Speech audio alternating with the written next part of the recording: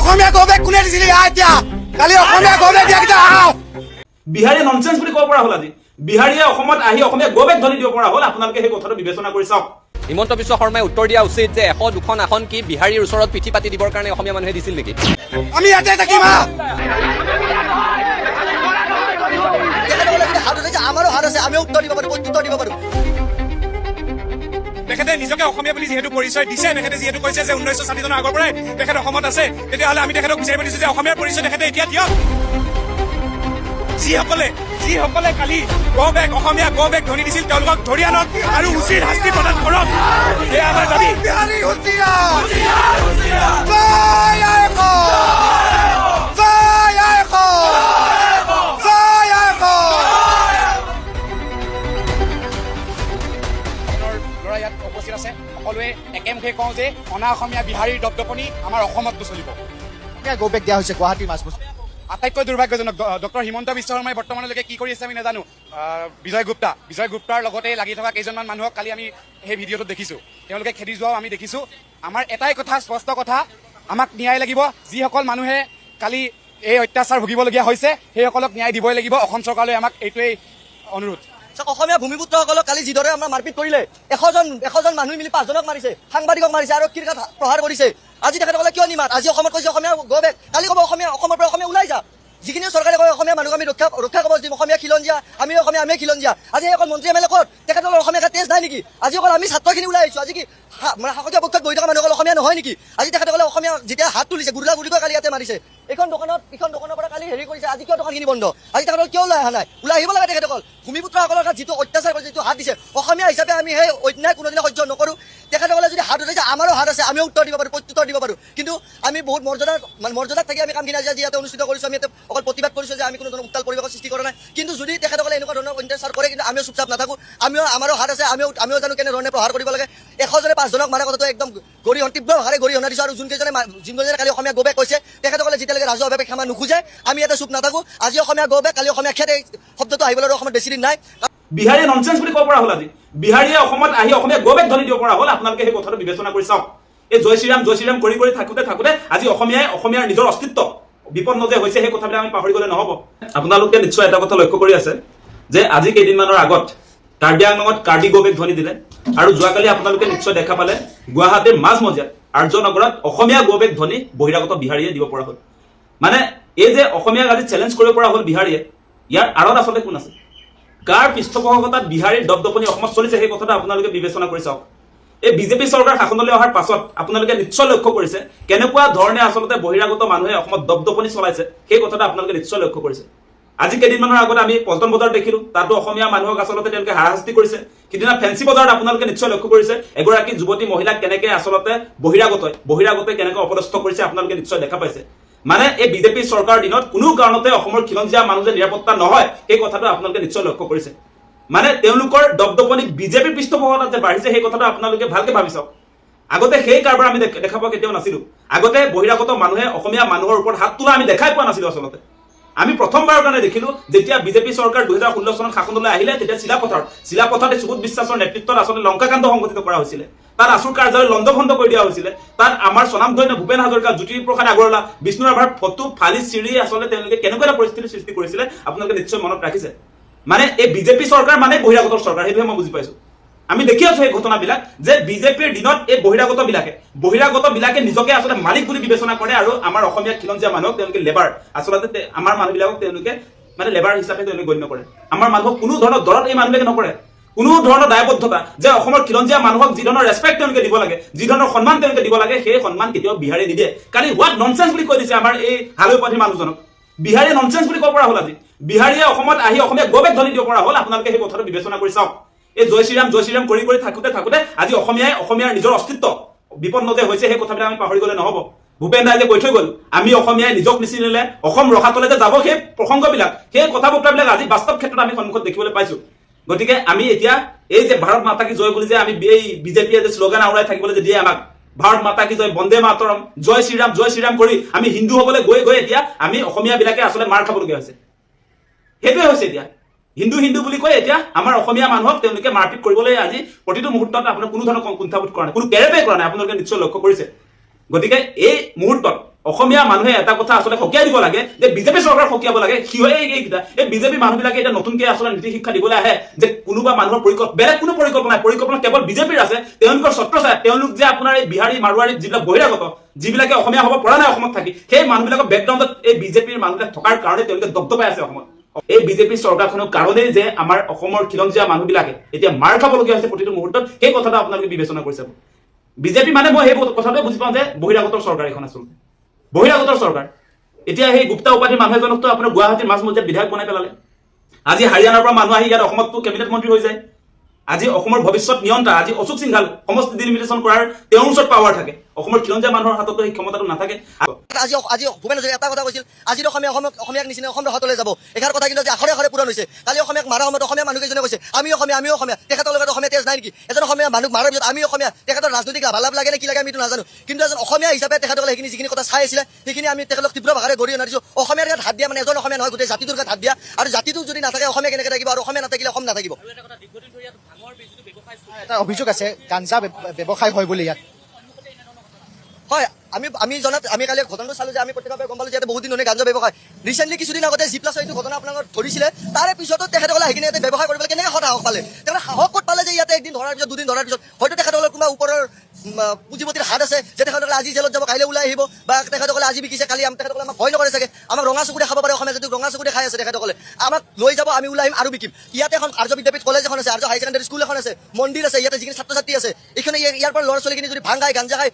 নিচাযুক্ত দ্ৰব্য সেৱন কৰে তাৰে জগৰীয়াটো কোন হ'ব তাৰে জগৰীয়াটো প্ৰশাসন হ'ব লাগিব কিন্তু এজন এখন বিহাৰী সম্প্ৰদায়ৰ লোকে যদি ইয়াতে যদি ব্যৱসায় কৰিছে বা অসমীয়া সম্প্ৰদায়ৰ লোকে ব্যৱসায় কৰক নিচাজাতীয় দ্ৰব্য অসমৰ পৰা সম্পূৰ্ণৰূপে নিষেধ হ'ব লাগিব হেমন্ত বিশ্ব শৰ্মা বেনাৰ হোৰ্ডিঙত চবতে লিখি থাকে দেখোন এণ্ট্ৰি ড্ৰাগছ নিষিদ্ধ অসম আজি পল্টন বজাৰ চাওক গুৱাহাটীৰ মাজমজিয়াত ৰিহাবাৰীৰ নিচিনা জাগাত আৰ্যনগৰৰ নিচিনা জাগাত যদি ভাঙৰ ৰঙীয়া বেহা চলি থাকে তাৰ উত্তৰ কোন হ'ব তাৰ প্ৰত্যুত্তৰ কোন দিব আমি অসমীয়া হিচাপে উত্তৰ দিব লাগিব প্ৰত্যুত্তৰ আমি দিম কিন্তু আৰু সেই যিটো ঘৰ অৰ্থাৎ সেই বাসগৃহটো আমি এই মুহূৰ্তত দেখুৱাবলৈ চেষ্টা কৰিছোঁ এই যিটো নীলা বেৰৰ পিছফালে আপোনালোকে ঘৰ দেখিছে নীলা দৰ্জাৰ পিছফালে যিটো ঘৰ দেখিছে সেই ঘৰটোতে আচলতে এই নিষিদ্ধ সামগ্ৰীৰ এটা ৰমৰমীয়া বেহা চলে আৰু তাৰ বিৰুদ্ধে অভিযোগ আছিলে সেই অভিযোগৰ যেতিয়া এগৰাকী ব্যক্তিয়ে ইয়াত তেওঁ নিজাববীয়াকৈ তেওঁ বিভিন্ন ক্ষেত্ৰত বিভিন্ন ঠাইত তেওঁ অভিযান চলাই তেওঁ আহিছিলে এই স্থানলৈ আৰু তেতিয়া আচলতে সংবাদকৰ্মী আৰু সেইজন ব্যক্তিক জিতেন হালৈ নামৰ যিগৰাকী ব্যক্তি সেই ব্যক্তিগৰাকীক আক্ৰমণ কৰা হৈছিলে আৰু এই নীলা যিখন বেৰ আছে সেই বেৰৰ পিছফালে আপুনি যদি চাই ইয়াৰ পিছফালে এটা ঘৰ আছে আৰু সেই ঘৰটোৰ পিছফালে আৰু এটা বৃহৎ এৰিয়াৰ এটা ঘৰ দেখিবলৈ পোৱা যায় আৰু সেই তাতেই আচলতে এই গাঞ্জা ড্ৰাগছৰ যি ৰমৰমীয়া বেহা সেই ৰমৰমীয়া বেহা চলে গতিকে তাৰ বিৰুদ্ধে আচলতে আজি এনেধৰণে আছুৱে প্ৰতিবাদ সাব্যস্ত কৰা দেখিবলৈ পোৱা গৈছে বিভিন্ন দল সংগঠন আহি একত্ৰিত হৈ নৱনিৰ্বাচিত বিধায়কজনে যিহেতু তেখেতে নিজকে অসমীয়া বুলি যিহেতু পৰিচয় দিছে তেখেতে যিহেতু কৈছে যে 1960 চনৰ আগৰ পৰাই তেখেত অসমত আছে তেতিয়াহ'লে আমি তেখেতক বিচাৰিব দিছো যে অসমীয়াৰ পৰিচয় তেখেতে এতিয়া দিয়ক যিকেইটা মানুহে কালি যিকেইটা দুৰ্বৃত্তই কালি ইয়াতে অসমীয়া গৌবেগ ধ্বনি দি গৈছে তেওঁলোকক ধৰি আনি ৰঙা ঘৰলৈ পঠিয়াওক এইখিনিয়ে আমাৰ অসম চৰকাৰৰ প্ৰতি আমাৰ ভূমিপুত্ৰ মুখ্যমন্ত্ৰীজনৰ প্ৰতি দাবী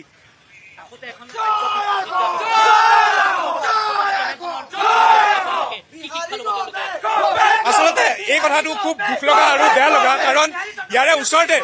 এখন ডাঙৰ মহাবিদ্যালয় আছে এখন হাই ছেকেণ্ডেৰী স্কুল আছে তাৰপিছত কেঞ্চাৰ ইনষ্টিটিউট এখন আছে তেনে এটা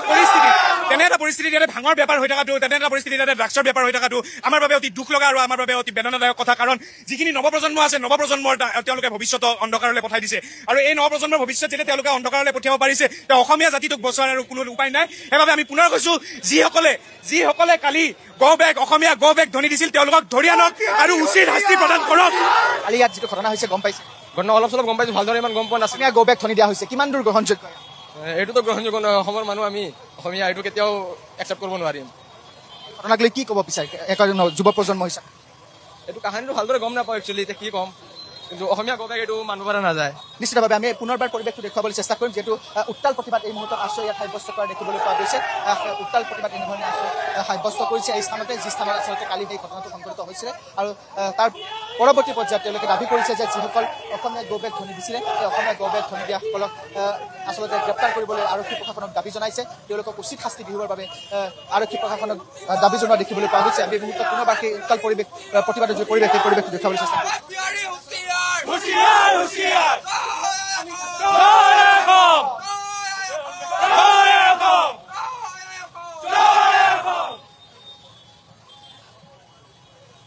আমি পুনৰবাৰ ইয়াত যিসকল আছো নেতৃত্ব আছে আমি দেখুৱাইছোঁ এনেধৰণে তেওঁলোকে উত্তাল প্ৰতিবাদ সাব্যস্ত কৰা দেখিবলৈ পোৱা গৈছে যি স্থানত আচলতে দীৰ্ঘদিনীয়া অভিযোগ উঠি আহিছিল গাঞ্জা বা ড্ৰাগছৰ সেই ভাঙি দিয়াৰ তেওঁলোকে সেই যিটো বাসগৃহ সেই বাসগৃহৰ দুৱাৰ ভাঙি দিবলৈ তেওঁলোকে এই মুহূৰ্তত চেষ্টা কৰিছে আমি এই মুহূৰ্তত দেখুৱাইছোঁ উত্তাল প্ৰতিবাদ সাব্যস্ত কৰা এই মুহূৰ্তত দেখিবলৈ পোৱা গৈছে এয়া যিখন হিমন্ত বিশ্ব শৰ্মাই উত্তৰ দিয়া উচিত যে 100-2খন আসন কি বিহাৰীৰ ওচৰত পিঠি পাতি দিবৰ কাৰণে অসমীয়া মানুহে দিছিল নেকি সেই সমষ্টিটোৰ যিগৰাকী বিধায়ক বিজয় গুপ্তা তেখেতে নিৰ্বাচনৰ আগত খুব মানুহৰ আগত কৈ আছিল তেওঁ খিলাঞ্জীয়া তেওঁ অসমীয়া তেওঁ কিমান খিলাঞ্জীয়া এতিয়া প্ৰমাণ কৰাৰ সময় এই ধৰণেৰে অসমীয়া মানুহক বিহাৰীয়ে অসমৰ ৰাজধানী চহৰৰ মাজমজিয়াত গুৰুলকৈ প্ৰহাৰ কৰিব আৰু চৰকাৰে যদি ভাবি থাকে যে অসমীয়া মানুহৰ ধৈৰ্যৰ বান্ধ কোনোদিন নিছিঙিব এইটো ভুল কথা অসমীয়া যুৱতীৰ কাপোৰ ফালি দিয়া হৈছিলে ফাঁচী বজাৰৰ মাজমজিয়াত অনা অসমীয়া বেপাৰীৰ দ্বাৰা অসমীয়া যুৱক যুৱতীক গুৰুলকৈ প্ৰহাৰ কৰা হৈছিলে বিহুৰ আগে আগে আৰু তাৰ পাছত এই দুমাহৰ ভিতৰত তৃতীয়টো ঘটনা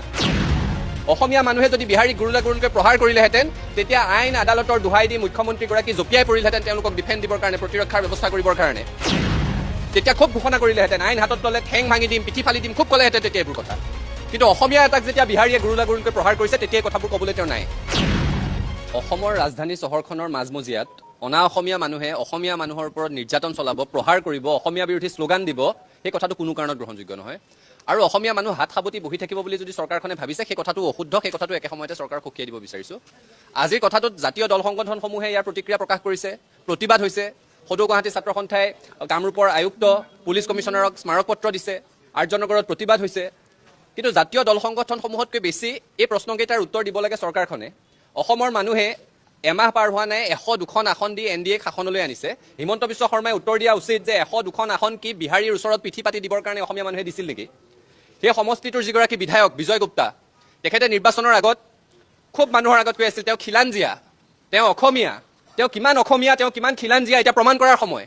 কালি সেই ঘটনাটোত তেওঁ উদ্বিগ্নতা প্ৰকাশ কৰা এই মুহূৰ্তলৈকে দেখা নাই এটা সামাজিক মাধ্যমত তেওঁৰ পোষ্ট দেখা নাই এই ধৰণেৰে অসমীয়া মানুহক বিহাৰীয়ে অসমৰ ৰাজধানী চহৰৰ মাজমজিয়াত গুৰুলকৈ প্ৰহাৰ কৰিব আৰু চৰকাৰে যদি ভাবি থাকে যে অসমীয়া মানুহৰ ধৈৰ্যৰ বান্ধ কোনোদিন নিছিঙিব এইটো ভুল কথা বিহুৰ সময়ৰ পৰা লক্ষ্য কৰি আছোঁ ইটোৰ পিছত সিটো ঘটনা অসমীয়া যুৱতীৰ কাপোৰ ফালি দিয়া হৈছিলে ফাঁচী বজাৰৰ মাজমজিয়াত অনা অসমীয়া বেপাৰীৰ দ্বাৰা অসমীয়া যুৱক যুৱতীক গুৰুলকৈ প্ৰহাৰ কৰা হৈছিলে বিহুৰ আগে আগে আৰু তাৰ পাছত এই দুমাহৰ ভিতৰত তৃতীয়টো ঘটনা অসমীয়া মানুহৰ ধৈৰ্যৰ এটা সীমা আছে সেই কথাটো বুজি পোৱা ভাল আৰু আপোনালোক সকলোৱে এই কথাটো জনা উচিত অসমৰ মানুহে বুজি পায় ইয়াৰ যদি ওলোটাটো হ'লহেঁতেন অসমীয়া মানুহে যদি বিহাৰীক গুৰুলকৈ প্ৰহাৰ কৰিলেহেঁতেন তেতিয়া আইন আদালতৰ দোহাই দি মুখ্যমন্ত্ৰীগৰাকী জঁপিয়াই পৰিলহেঁতেন তেওঁলোকক ডিফেণ্ড দিবৰ কাৰণে প্ৰতিৰক্ষাৰ ব্যৱস্থা কৰিবৰ কাৰণে তেতিয়া খুব ঘোষণা কৰিলেহেঁতেন আইন হাতত ল'লে ঠেং ভাঙি দিম পিঠি ফালি দিম খুব ক'লেহেঁতেন তেতিয়া এইবোৰ কথা কিন্তু অসমীয়া এটাক যেতিয়া বিহাৰীয়ে গুৰুলকৈ প্ৰহাৰ কৰিছে তেতিয়াই কথাবোৰ ক'বলৈ তেওঁ নাই সেই সমষ্টিটোৰ বিধায়কগৰাকী বিজয় গুপ্তা নিজক অসমীয়া বুলি জহাই তত নোপোৱা মানুহগৰাকীৰ মুখৰ এটা মাত নাই বালিত মূৰ গুজি উৎচৰাই ভাও ধৰিছে এই কথাটো সহ্য কৰা নহ'ব আৰু এইটোৱে শেষ ঘটনা হ'ব লাগিব প্ৰতিবাদ হৈছে আৰু প্ৰতিবাদ হ'ব কোনো কাৰণত অসমীয়া মানুহক এই ধৰণে নিগৃহীত হ'বলৈ এৰি নিদিওঁ আমি ভূপেন হাজৰিকাৰ আদৰ্শৰে চলি আছোঁ তেখেতে কৈ থৈ গৈছিল প্ৰতি অসমীয়া আমি ভাল ভাৰতীয় আৰু দূৰণিৰ পৰা আহি লুইতৰ পাৰৰে মাটিক মাতৃ বোলা প্ৰতি ভাৰতীয় হ'ল নতুন ৰূপৰ অসমীয়া ঠিকে আছে মানি চলি আছোঁ কিন্তু ইয়াত বিহাৰী মানুহবোৰ অসমৰ ভাষা সংস্কৃতিৰ উত্তৰণৰ কাৰণে আহিছিল নেকি নে তেওঁলোকৰ সাংঘাতিক ব্যৱসায় বাণিজ্য খুব ভাল চলি আছিল বিহাৰৰ পৰা অসমলৈ আহি পেলাই সেইবোৰৰ বিকাশ ঘটাবলৈ আহিছিল নাই অহা তাত খাবলৈ নাপাই ইয়ালৈ আহিছিল ইয়াত থিতাপি লৈছে বেয়া পোৱা নাই বেপাৰ বাণিজ্য কৰি থাকক বিহাৰৰ দৰে ৰাজ্য যিখন ৰাজ্য প্ৰসূতিৰ মৃত্যুৰ ক্ষেত্ৰত 1 নম্বৰত থাকে দৰিদ্ৰতাৰ ক্ষেত্ৰত 1 নম্বৰত থাকে শ্ৰমিকৰ পলায়নৰ ক্ষেত্ৰত 1 নম্বৰত থাকে অৰ্থনৈতিক অনগ্ৰসৰতাৰ ক্ষেত্ৰত 1 নম্বৰত থাকে তেনেকুৱা এখন শোচনীয় পুতৌজনক ৰাজ্যৰ পৰা আহি অসমত থিতাপি লৈছেহি অসমত বেহা বেপাৰ কৰিছে দুবেলা দুমুঠি খাবৰ কাৰণে কামৰ সন্ধান কৰিছে কৰি থাকক কিন্তু ইয়াত আহি অসমীয়া মানুহৰ মূৰত উঠি তাণ্ডৱ নাচিবলৈ বিচাৰিব সহ্য কৰা নহ'ব এই কথাটো কৈ দিছোঁ